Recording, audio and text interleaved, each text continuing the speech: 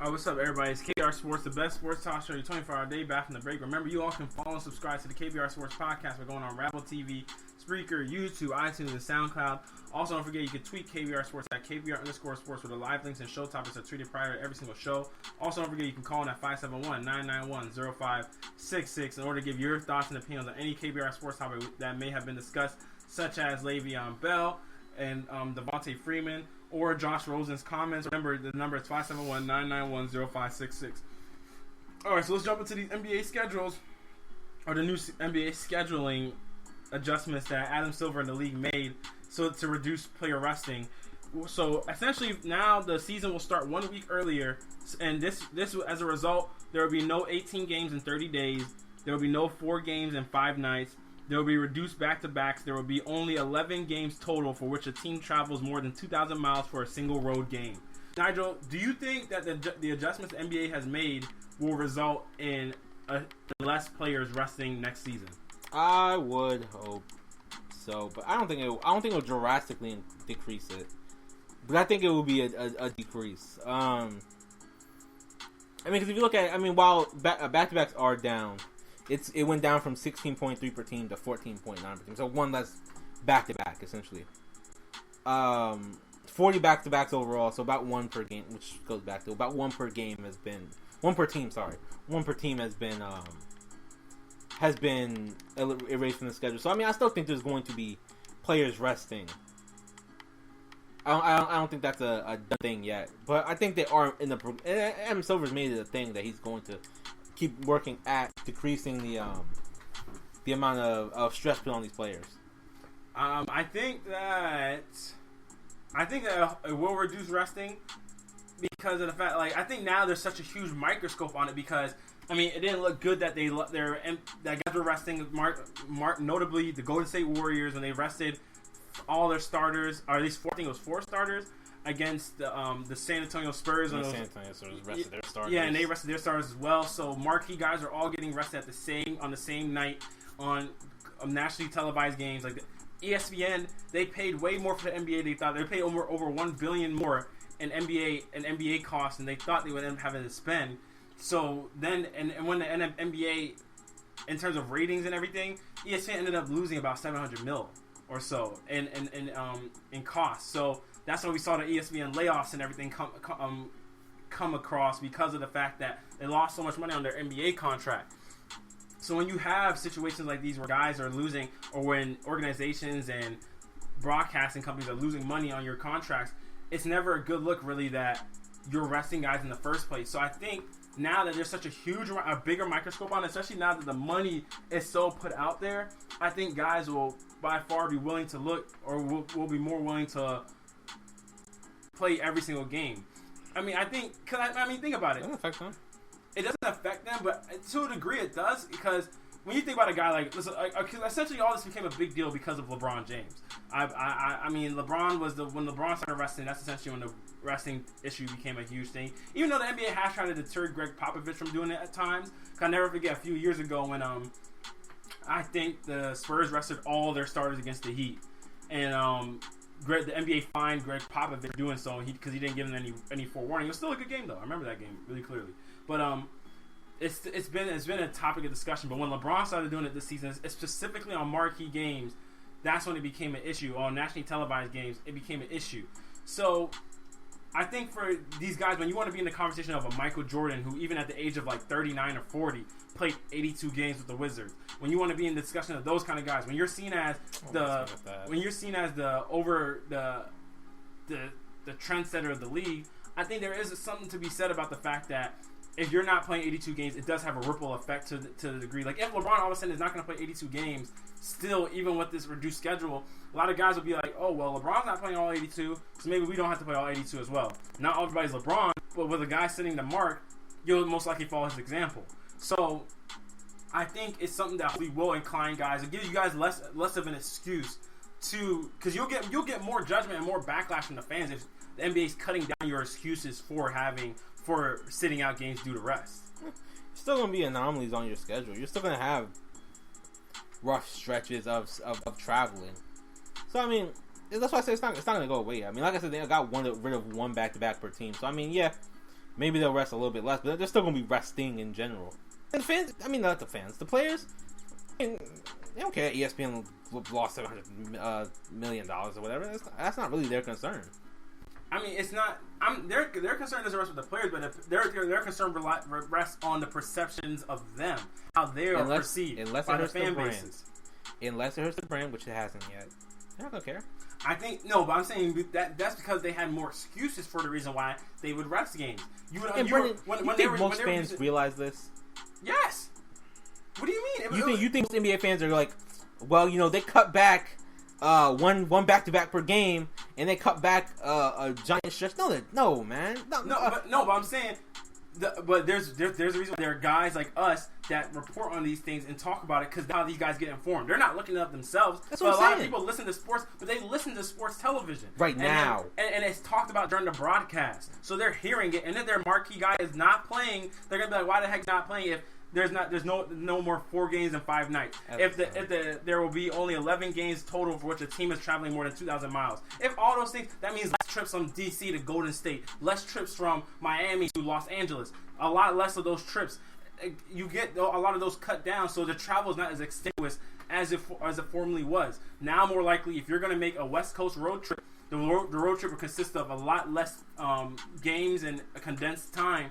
And you'll complete that whole road trip. When you play the Los Angeles Lakers and Golden State Warriors in that road trip, you most likely complete your schedule against those teams on that road trip. Mm-hmm. So it's like a lot of those things when that's highlighted to the fans, I think it will come to some degree. At some point, they'll be like, "Yo, why you guys need this is whack. Like you guys aren't playing like." And now with the advent of social media, they have more direct line to the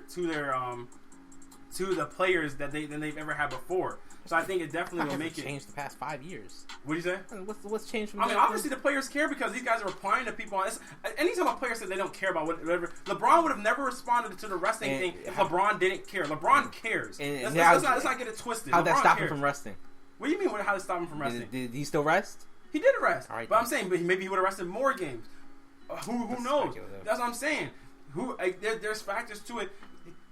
I think the fact that he responded showed he cares. That's because of the fact that he rested. We shouldn't say he didn't care because of the fact he rested. He still did care because obviously he went and felt like he had to defend himself. Sure. If he went out there and did it anyway, it doesn't matter. You said what? If you can defend yourself all you want to, but if you want to go out there and still do it, then it doesn't matter. It's just words. There's no words behind that. There's no action behind the words. But he still could have rested more games. But he possibly might have played more games than we thought he could have played. Yeah, just pure Tyronn Lue actually said that there are times when he wanted to rest LeBron. LeBron didn't want to rest. So it's not this huge thing that like it's a surprise that these guys are actually affected by what they're seeing in the media. I mean, Kevin Durant obviously is a notion of what comes out in the media he's affected by. You serious? I'm just saying. Durant. I'm just saying. Go ahead. Come on. I'm just saying. Kevin Durant. Go ahead. You don't think Kevin Durant cares about what people say on social media? Kevin Durant cares about everybody says about social media. That's what I'm saying. LeBron cares too. I'm saying LeBron cares. Those guys care. I'm not saying he doesn't care. They listen. Yeah, absolutely listen. James Harden. Absolutely listen. If you don't play all 82 games, why should you win the MVP? LeBron.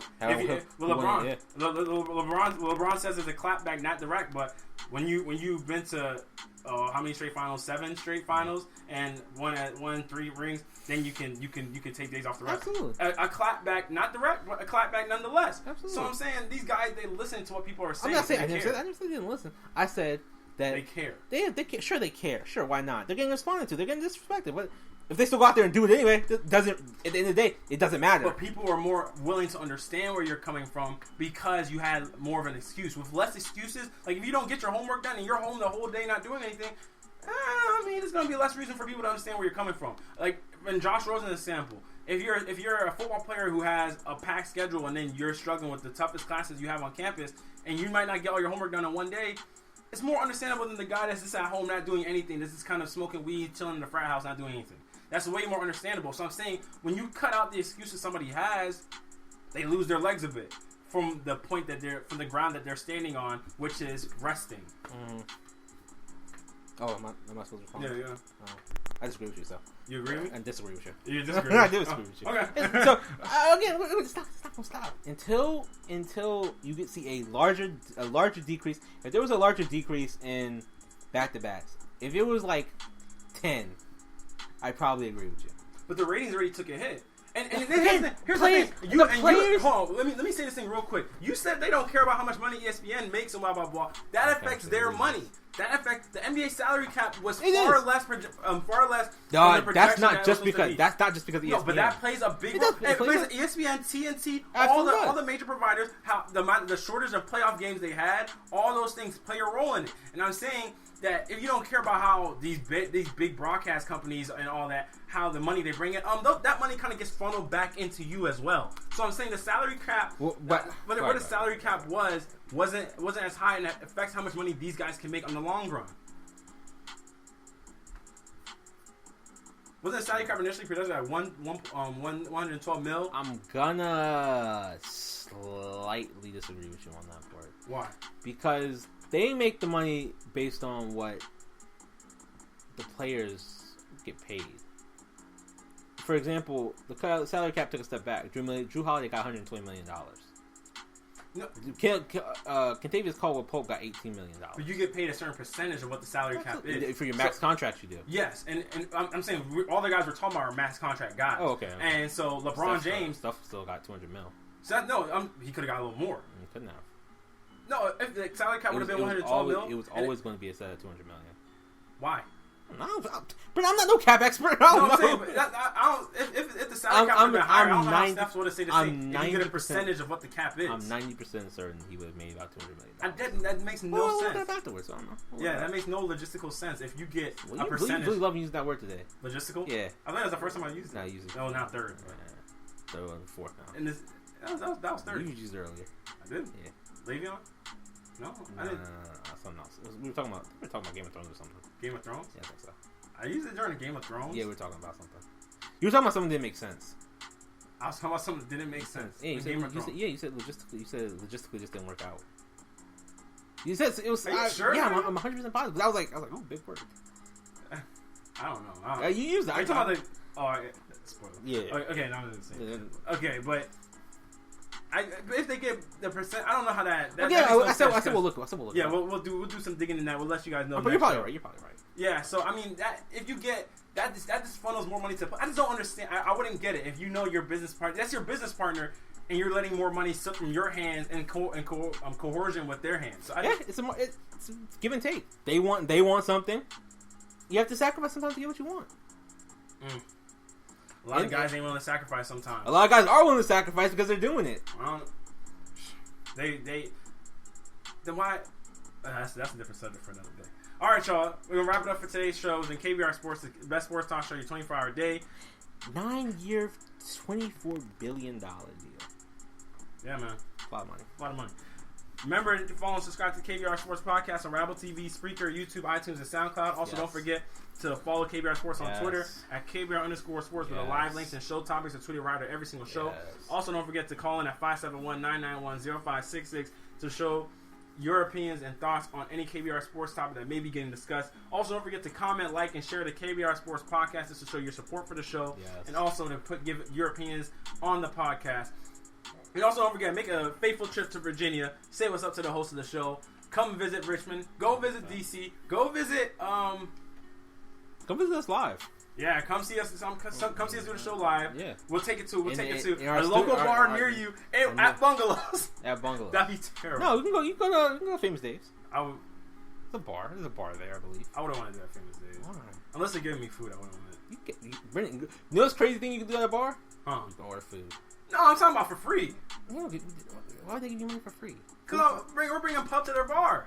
Yeah, the one person that comes out too. Oh, we are on one guest. We've already accounted for 100 sales of the Zo2s. We've accounted for Krispy Kreme's sales revenue. I'm still waiting. Still waiting for our Zo2s in the mail. I know. I mean, we got. What do you mean? I know. Sorry, I'm gonna face that. I'm waiting for my Zo2s. What did I say wrong about LeVar? You criticized him every step. You did. I didn't criticize him every step. Yeah, you do. I said I have no problem with his parenting. I said I had a problem with what he said to about the referee. Exactly. You said the same thing. I've also sponsored him more than you have, though. You haven't sponsored. I have. You've given him. Pub. I'm saying. That's what I'm saying. I've given him pub. I've gone on here multiple times saying he's a great businessman. I asked Kevin. She said that. Yeah, you don't. I don't think I you. actually said that. I don't know if you've ever said that. But he's working. I I said it now though, so Oh, okay. well more than you have. Okay, but yeah, don't forget, come out to Virginia. Come visit DC. There's a lot of historical things to do in Virginia, even though Nigel doesn't appreciate it. I hold on a second. Virginia is a good place to visit. A lot of places are good places to visit. It's a good place to visit. I mean, I like living here. Is New York a good place to live in? No. Yeah, it depends on who you are. If you're about the New York lifestyle, which I'm not. If you're about being in a busy place, which I'm not. If you like people, which I don't, it's a great place to live. But here's the thing, though, Virginia, you get a lot of like. I think like I'm putting on. I'm putting a lot on historical context for Virginia. You have the city of DC right there for you. If you want to go to DC, you have. I mean, people call it Washington. I mean, whatever. You got Richmond Washington right there. District City. District of Columbia. You got Richmond right there. You know, it's not right there, but yeah, I get it. Depending on where you are in Virginia. Yeah, okay, sure. I mean, you're going to be next to one of those three things, right? Right? You're going to be next to one of the. I'm agreeing with you. I'm agreeing with you. Then you got Williamsburg.